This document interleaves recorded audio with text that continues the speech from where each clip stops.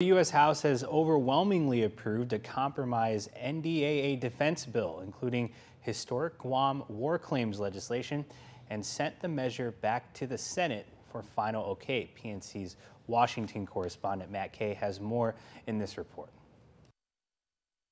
There was never any doubt the bipartisan House-Senate compromise would pass in the House, nor will there be any when the NDAA comes up for a Senate vote early this week. When the House votes were counted, the tally was 375 to 34.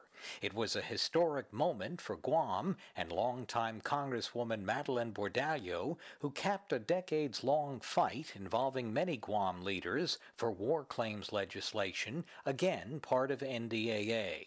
It is time that we bring resolution to the people of Guam after 70 years.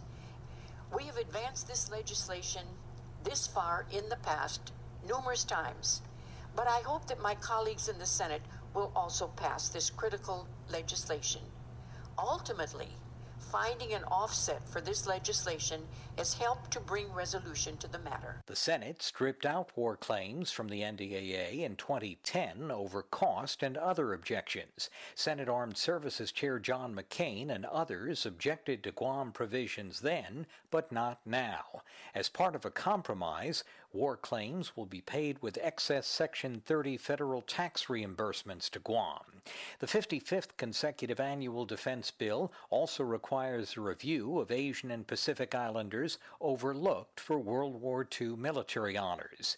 And Bordallo cited the latest NDAA's other Guam provisions. I am pleased that the restrictions are lifted for remaining water and wastewater civilian infrastructure projects, as well as for the construction associated with the Cultural Artifact Repository, and that military infrastructure projects were authorized at the President's budget request level. Meantime, House Armed Services Chair Mac Thornberry committed to Ms. Bordallo he'd renew efforts in next year's NDAA to streamline H2B worker visa processing.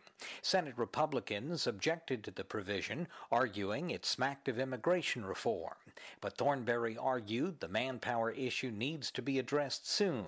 Guam is key to the buildup and the pivot in the Pacific. Matt Kay, PNC News, Washington.